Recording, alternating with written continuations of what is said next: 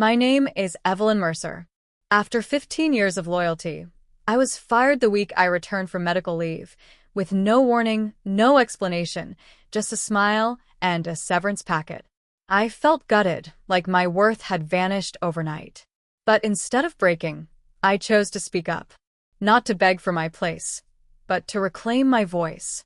And that changed everything. I hope you'll listen to my whole story. It's not just about betrayal, it's about choosing dignity over silence. And when it ends, I'd love to hear from you. Do you think I did the right thing? Would you have stayed quiet? Leave me a comment. I'm listening.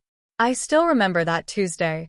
There was nothing remarkable about the sky that morning except for the usual Seattle drizzle, steady and unbothered, like the city's long exhale. The building where I worked, OrchidBridge Group, sat right in the heart of downtown. 10 stories of glass and quiet ambition. I had walked those halls for over 15 years, and for most of that time, it felt like the kind of place where you could put down roots. But lately, something had shifted. You could feel it in the way people stopped making eye contact in the elevators, or how the meetings got shorter, but somehow heavier. Tension moved through the office like static in the walls. Our floor had ceiling-to-floor windows with views that could stop you mid-sentence on a clear day. Not that I ever took much time to admire it. My corner wasn't flashy, just a desk, a bulletin board filled with staff birthdays, and a ceramic mug that read grace under pressure. It was a gift from a junior analyst 5 years back. That kind of thing used to happen more often. It doesn't anymore. I didn't plan on remembering that Tuesday, but now it clings to me like the scent of rain-soaked wool. That morning, I walked in a bit earlier than usual, thinking I could finally go over the final draft of the Path Clarity restructuring proposal before Talia's review. We had been shaping it together for weeks. Well, mostly me doing the shaping, her doing the signing. Talia Greaves, the new VP of Operations. Younger, polished, always in heels that sounded like declarations on the linoleum. She wasn't new to me, though. I had trained her when she first joined the company, back when she used to ask questions like she really wanted to learn. Now she asked questions like they were traps. She called me into her office mid-morning. Nothing unusual, just a polite email pinged over with a short, efficient 10:15? Need to discuss the Path Clarity deck. TG. I brought my notes, half expecting another round of edits. But when I walked in, she was already wrapping up a call. Her posture was perfect. Her smile didn't quite reach her eyes. I presented Path Clarity to the execs this morning, she said just like that, barely glancing up. Went well. They're on board. I blinked. You presented it? She nodded, tapping her pen against a closed notebook. Yes. I didn't want to bother you. You've had so much on your plate. It was mostly minor adjustments anyway. I stood there, holding the folder like it meant something. I thought we were scheduled to finalize it together this week. We were, she said with a light shrug. But timing shifted. You know how these things go. I knew. I also knew the PowerPoint file she opened on her monitor didn't have my name anywhere on it. And that's when it started to sink in, not anger, not even shock. Just a slow, sinking sort of emptiness. The kind you feel when you realize a door has been closing behind you for a while and you didn't hear the hinges. That afternoon, I went home early. Blamed it on a sinus headache. Truth was, I needed air. Something felt off, not just the project, not just the meeting. Something about the way she had said so much on your plate, as if I were already a burden. I made tea, sat at the kitchen table with the steam rising in tiny ghosts. Outside, rain streaked the window pane like a slow-moving verdict. I didn't tell anyone about what had happened, not yet. I wasn't even sure I knew what had happened. That night, as I checked my calendar before bed, a new meeting had popped up. Sent by Talia. Marked urgent. Strategic Resource Realignment, 9 a.m. Wednesday. Conference Room A. No attached agenda. CC'd to the full executive team. One line in the body. Be on time. I set the cup down, my hand oddly steady. I knew then this wasn't about Path Clarity. It was about me. And someone had just decided I was no longer part of the plan. The meeting lasted 12 minutes. That's not an exaggeration. 12 minutes from the first polite nod to the last "thanks, everyone," as people scooted their chairs back and grabbed their coffees on the way out. No discussion, no questions, no explanations. Talia stood at the head of the table like she was announcing a weather report. Calm, detached. We're pausing a few internal initiatives while we reassess team structures and streamline focus. This is part of our long-term alignment strategy. More details will follow. That was it. Nothing more than a glossy, ambiguous sentence dressed in management speak. I sat there, second from the left, hands folded on the conference table, watching the others shift uncomfortably in their seats. You could feel who was being talked about without anyone being named. It wasn't hard to guess. The ones with gray streaks in their hair, the ones who still printed documents to proofread by hand, the ones who had been here longer than some of these directors had been out of college. We were the ones suddenly deemed too expensive, too slow, too legacy. When it ended, I didn't linger. I walked out with the rest, clutching my notebook like it might still matter.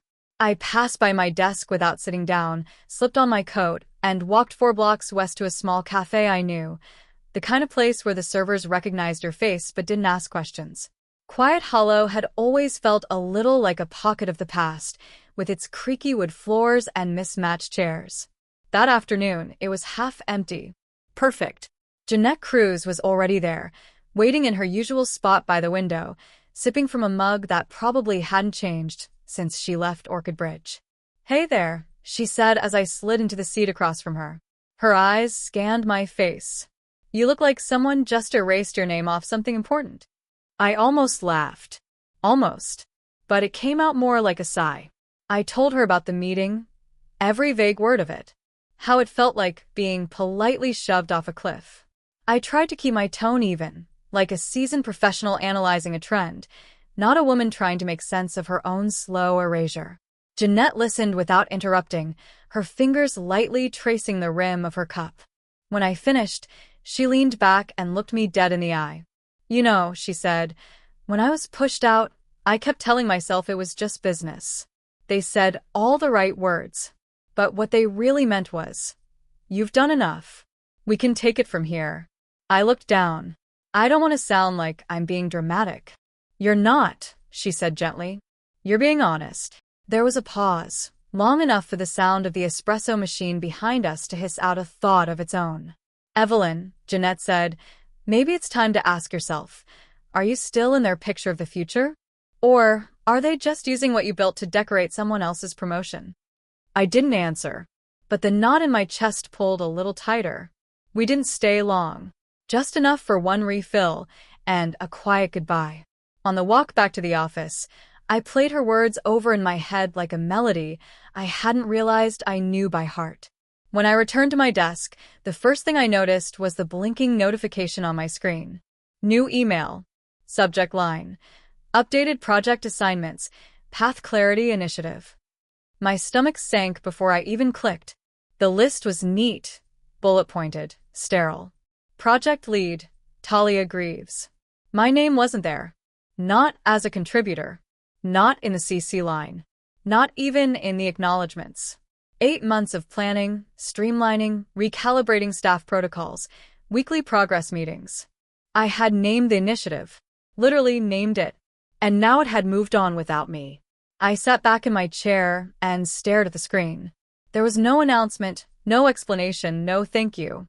Just silence. Like I'd never been part of it to begin with. I don't like confrontation. Never have. Maybe that's why I lasted so long in corporate life. I learned to smooth things over, to keep conversations productive and professional, even when my gut told me something was off.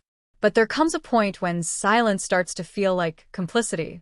2 days after the Path Clarity update landed in my inbox without my name, I asked Talia for a one-on-one. I kept the tone of the email measured. Just a request to clarify project roles and communication. She replied within the hour. "Let's meet at 3 p.m. in conference room 4B. Appreciate your initiative." When I walked in, she was already seated, legs crossed, tablet in hand. There was that same slight smile she always wore in meetings, polite, unreadable. Her eyes flicked up as I sat across from her, and for a moment, We just looked at each other. I could still remember when she used to ask for my input with a notepad balanced on her knee. "I'll keep this quick," I began. I wanted to understand why I was removed from the Path Clarity team. We had been building that together for months. Talia closed her tablet slowly, like it was a prop she no longer needed. "We're just exploring different directions, Evelyn. A fresh perspective, you know? There's nothing personal about it. Sometimes, taking a step back allows us to come back stronger." "Taking a step back?" I repeated. She nodded, smiling with her lips but not her eyes. "You've given so much to this company. No one questions that. But we're in a moment of transition. It's an opportunity for you to recharge. We've noticed you've been carrying a heavy load." There it was again, wrapped in praise, folded into concern, but hollow at the center. I knew that tone. It's the voice people use when they're preparing your exit but don't want to look cruel doing it. "I haven't requested time off," I said evenly. "Well," she said, adjusting the sleeve of her blazer, "maybe it's something to consider." The room was quiet except for the hum of the overhead lights. I didn't bother arguing. Arguing would have meant I believed she was offering me something with honesty. She wasn't. She was clearing the path. I stood up, without another word. She didn't stop me. Just picked up her tablet again and went back to tapping whatever came next. Walking out of that room, I felt like I was fading, but not in a way that hurt. More like something old and worn was finally sliding off my back. The illusion that effort alone had protected me all these years. 3 days later, I woke up lightheaded. My chest felt tight, like someone had placed a warm stone right under my ribs. I thought maybe it was stress, or maybe it was the cold I had ignored all week, but by the time I reached my doctor, he told me plainly, "You need to rest. Real rest. At least a full week. No screen time. No work emails. Your body is waving a red flag. Don't ignore it."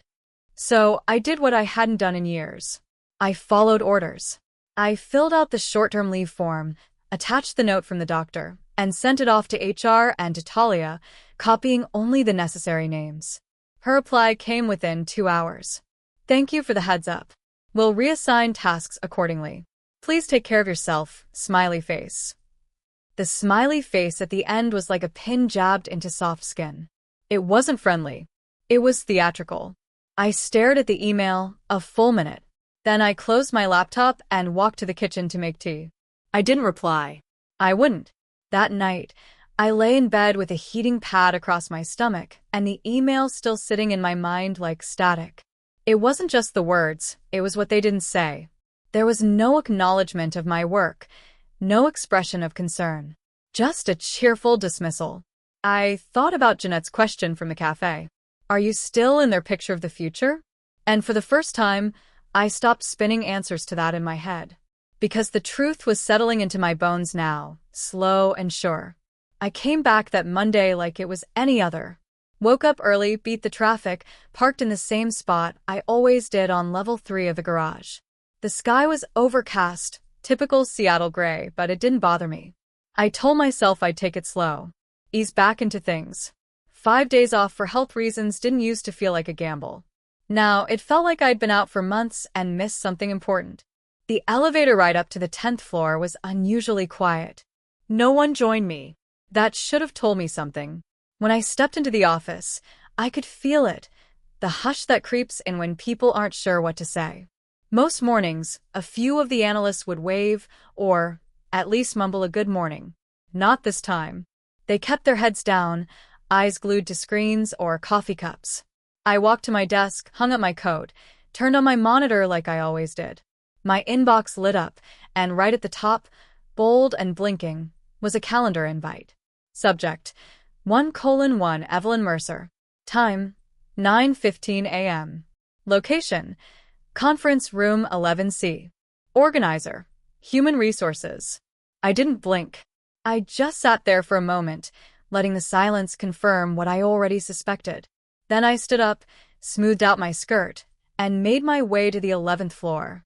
When I walked into the conference room, Talia was already seated. She wasn't alone.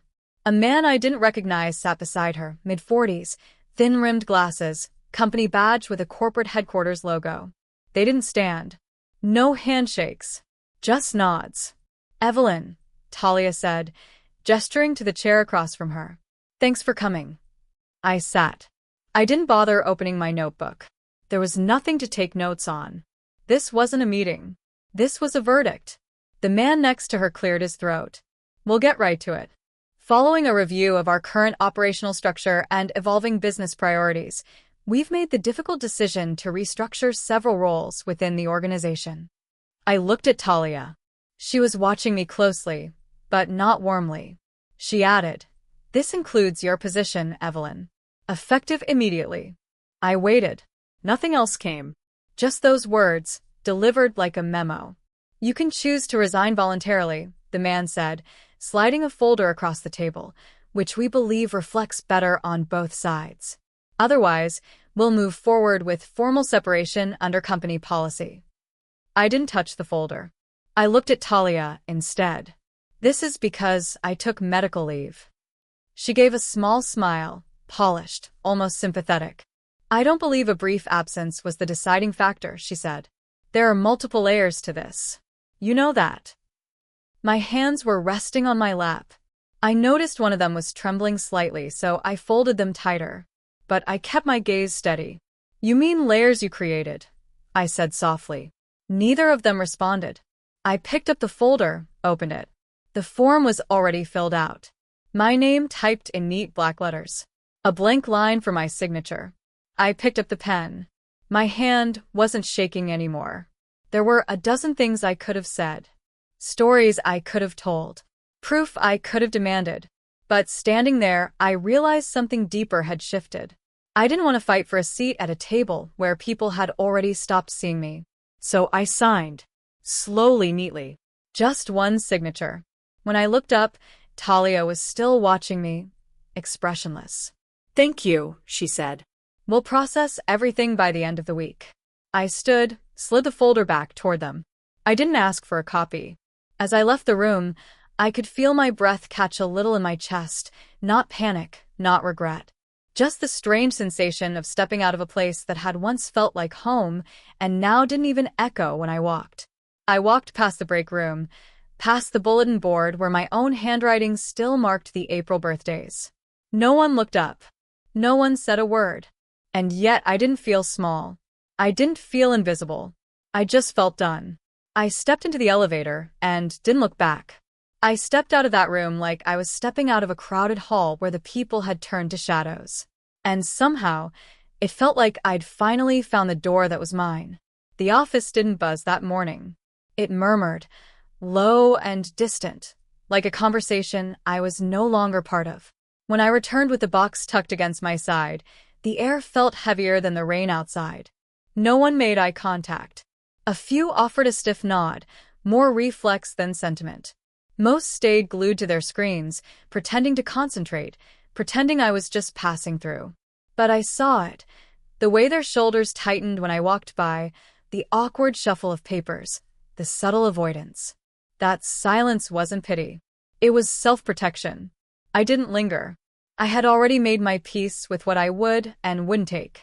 A framed photo of my son holding my granddaughter at her 3rd birthday, the lighthouse-shaped paperweight from the San Diego conference, where I'd once presented in front of 200 peers, and that ceramic mug I drank from every day, grace under pressure. I took those. The rest? Manuals worn from 3 reorgs, binders of policies that would be outdated by next quarter, half-dried markers, tangled cords, and a drawer full of broken paper clips. I left it all behind. Not in anger, just clarity. Those things didn't belong to me anymore. Maybe they never had. I didn't say goodbye. What would I say? That I hoped they wouldn't be next? That I hoped they'd find the courage to speak when it was their turn?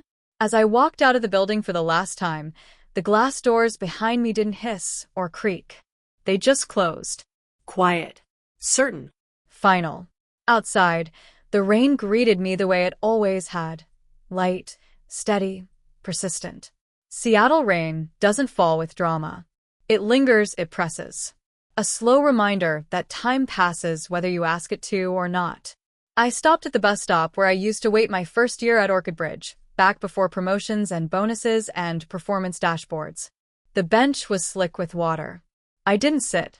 I just stood there, the box under my arm, breathing in the wet concrete, the scent of exhaust and damp maple bark. For a moment, I remembered that younger version of me, standing in this same spot, thinking I'd found a place I could stay for decades. But today, that feeling was gone. Not ripped away, just released. Back home, I set the box on the kitchen table and filled the kettle. I made chamomile tea. It tasted slightly metallic, like always. Too bitter to be comforting. Too familiar to waste. I took out my old leather-bound work journal. The cover was scratched at the corners, the pages soft from years of turning. I flipped through it, post-it notes still stuck to ideas no one followed through on. Notes from late nights, whiteboard sessions, meetings that once felt like they meant something. They probably did, back then. But now, it felt like looking through a scrapbook of someone else's job. The apartment was quiet, but it wasn't peaceful. I wasn't angry. Not sad, either. Just hollow in a way that was new. Like someone had turned off a machine inside me that had been running so long, I didn't notice the noise until it was gone. My phone buzzed. 2 texts. Just heard you're taking a little time, enjoy it. Sorry I missed you today. Hope you come back stronger. They didn't know. None of them did. And that hit harder than I expected. Not the betrayal, but the fact that it had been done so cleanly. So efficiently. No speech. No confrontation. Just silence and absence. I opened my laptop. Stared at the cursor blinking in the center of a new message. I hadn't planned to write. I wasn't seeking revenge or rescue. But something in me refused to disappear quietly. Not for attention, but for truth. To Desmond Callan. Subject: regarding an unnecessary ending. I took my time. I typed like every word had to pass through 15 years of experience. No dramatics. Just a record. I laid it out plainly. The projects I led, the months I carried path clarity, the moment I was removed without acknowledgement. I included the medical leave email, the doctor's note, the performance evaluations marked exceeds expectations just 6 months earlier. Then I wrote, I'm not looking for reinstatement. I've accepted the outcome. But it matters to me that someone sees what happened and understands what was quietly taken. And finally, if this reflects the future of OrchidBridge, then maybe I was lucky to be shown the door before I forgot who I was beyond it. No attachments. No signature flourish. No demands. Just facts. And a mirror. I read it once. Then I clicked send. 2 days passed. I folded laundry. Cleaned the fridge. Watched a nature documentary I'd been meaning to finish for 1.5 years. Life moved in slow, deliberate rhythms, like a metronome finally set to a tempo my body understood. I didn't think about the email much. Not because it didn't matter, but because I had no expectations attached to it. That message wasn't a flare for help. It was a release. I let the truth go like air I'd been holding in too long. So when my phone rang that Thursday morning, 7:42 a.m., just as I was slicing into a peach, and a number I didn't recognize lit up the screen, my thumb hovered. For a second, I considered letting it go to voicemail. But something, curiosity, instinct, grace, made me swipe instead. Hello. There was a pause. Then a low, even voice. Evelyn Mercer? This is Desmond Callan. I stood. Not dramatically. Just upright, like his name had tapped an old reflex I hadn't needed in years. The last time I'd heard that voice, it was over catered sandwiches in a leadership summit ballroom. He'd said a few polite things, shook hands, moved on. But now it held weight because he'd chosen to use it. I read your email, he said. And first, I want to say, I'm sorry. No script. No corporate polish. Just a man, sounding tired and honest. I sat back down slowly. I appreciate that. I wasn't sure it would make it through the layers. It did, he said. I read every word. Twice. The silence between us then wasn't awkward. It was necessary. Like both of us knew the moment needed space. I've been hearing things, he continued. Quiet ones. A few notes in exit interviews. Comments from senior staff, we probably shouldn't have lost. He didn't mention her. He didn't have to. I can't act on whispers, he said. But what you gave me wasn't a whisper. It was a window. I hadn't realized how tightly my jaw had been set until that moment. I unclenched slowly. There's more I could have said, I told him. But writing it in anger wouldn't have served the truth. I just needed someone to know. I do, he said. And I need your help. Those words sat in the air a beat longer. Not heavy, just unexpected. I'd like to bring you back, he continued. Not into what was.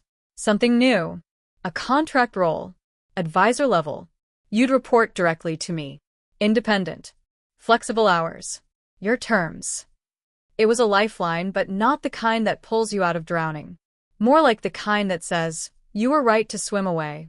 But if you ever want to come back to shore, I'll meet you there. I took a breath. Held it. Let it go. It wasn't anger holding me back. Not bitterness.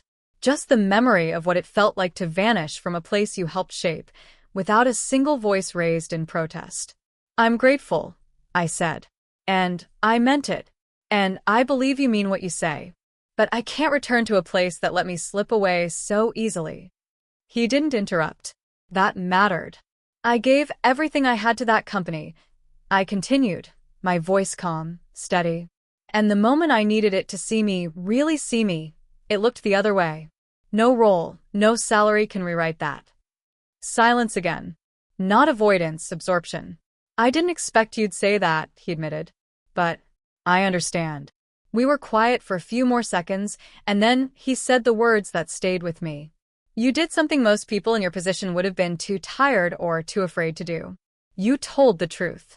That alone changed more than you know. That wasn't flattery. It was recognition. It was one leader telling another. I see what you did, even if no one clapped when you did it. Thank you, I said quietly. We ended the call without a promise, without a next step. Just clarity. That afternoon, I walked down to the waterfront. The sky was overcast, but not angry. The breeze coming off Elliott Bay had bite to it, sharp enough to wake you up, but not enough to sting. I leaned on the railing, watching gulls drift on the wind like they had all the time in the world. And I realized I wasn't waiting anymore. I wasn't grieving what I'd lost. I was stepping into what I hadn't known I was allowed to want. Not recovery. Becoming. Sunday mornings moved slower now. Not the dragging kind of slow, but the kind that lets you breathe. No calendar reminders. No dry clean only dresses waiting by the door. Just the sound of the kettle whistling, the soft creak of wood floors, and enough time to sit with silence, without needing to fill it. I still went to Grace River Chapel most weekends. I wasn't part of the choir anymore. The Wednesday night rehearsals had become too hard to balance in those final years at OrchidBridge, but I still claimed my usual seat, fifth pew from the front, left side. There's something about ritual that helps when you're rebuilding, anchors you back to a version of yourself you're trying to remember. That morning, the sermon was about truth. Not the bold kind that demands a gavel or a microphone. The other kind, the quiet truth you carry in your bones. The kind you live when no one's watching. The kind that can sit in a room without shouting and still shift the air around it. The pastor said, sometimes truth doesn't roar. Sometimes it simply stays standing when everything else has fallen away. I held on to that sentence like a thread in my pocket. After the service, I walked toward Quiet Hollow. It had become part of my Sunday rhythm again. The familiar trail of mossy sidewalks, budding trees just starting to believe it was spring, and the scent of cinnamon scones drifting 2 doors down from the cafe's screen door. The air was crisp, just enough to wake the skin without biting. The place was full but not bustling. Just a soft hum of people and pastry forks, the occasional clatter of a mug being set down too hard. I found a corner table near the window, the same one I'd once sat at with Jeanette. My coat draped over the chair beside me, the steam from my cup curling in the morning light. And that's when I saw her. Talia Greaves. She stood at the register, a cream trench coat folded perfectly across her shoulders, her hair swept back so tightly it looked almost like armor. In the absence of her usual structured blazer and platform heels, she looked ordinary. Smaller. like someone still rehearsing power in their posture, but not quite believing it. Her fingers tapped her credit card nervously against the counter. When she turned and saw me, her body stilled mid-motion. Our eyes locked. For a beat too long. She walked over. Not rushed. Not confident. Just cautious. "Evelyn," she said, her voice tentative, like we were acquaintances rather than former colleagues entangled in silence and unspoken truths. I looked up. No smile. No hostility. Just stillness. "I heard." She tucked a strand of hair behind her ear, not quite meeting my gaze. "I heard Desmond called you. That he offered you something." I nodded. "He did." A beat. Then, quietly, I turned it down. Her eyebrows flicked upward for just a moment, surprise breaking through the mask. "You didn't want it?" she asked, eyes narrowing just slightly, as if trying to decipher whether it was pride or spite. I took another sip of my coffee before answering. I didn't want to go back to a place where I was only valued until I needed compassion. That space, it stopped being good for me, even if the man at the top meant well. Talia looked down at the cup in her hand. Steam fogged her glasses for a second. "I did what I thought was right for the company," she said. Her voice had softened, but it still carried the stiff edge of someone explaining themselves to themselves. "No," I said evenly. Not sharp, not cruel. Just the kind of truth that doesn't need punctuation. You did what was right for you. And you hope no one would name it. Her lips parted like she might object. Then closed again. She stood there, wrapped in her trench coat like it might shield her from the weight of what I'd said. "I didn't mean to," she began. I lifted my hand gently, palm down. A quiet interruption. "I don't need an apology, Talia. And I'm not angry. But I won't pretend it didn't happen. What you did cost me more than a job. It cost me the illusion that I mattered. And no offer, no title, undoes that." The cafe felt quieter, even though no one else had stopped speaking. It was just that something had settled. Something final. She nodded once. A tight gesture. Not defiant, not fully accepting either. But enough. She turned without another word and walked out. I watched her go, her figure growing smaller as she passed the window and disappeared around the corner. And here's what surprised me. I didn't feel triumphant. I didn't feel wounded. I just felt free. Not because I won anything, but because I had named something out loud. Something that had once lived in my throat like a stone. I didn't hate Talia. Hate requires energy, and I had stopped giving her mine. But I wouldn't let her reach into the part of me that still believed in dignity. Not again. And that boundary held in stillness, was more powerful than any raised voice. It was enough.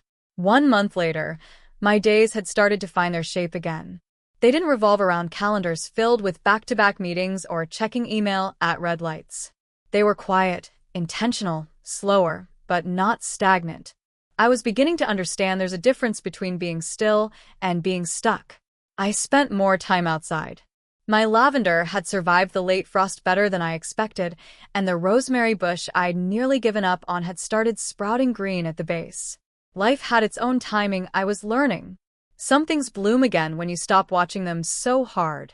Then came the email. Subject line: Invitation to interview, True North Health Partners. It was from Marcus Reeves. We hadn't spoken in over a decade, not since the early days of OrchidBridge, when we'd co-authored a training strategy that got buried under someone else's name by the time it reached the boardroom. Apparently, he'd moved on years ago, joined a nonprofit healthcare startup that focused on community-based mental health outreach. He said he'd stumbled across one of my old project reports, Path Clarity, Realignment Through Transitional Engagement, while cleaning up a shared server. He wrote, "We're building something new.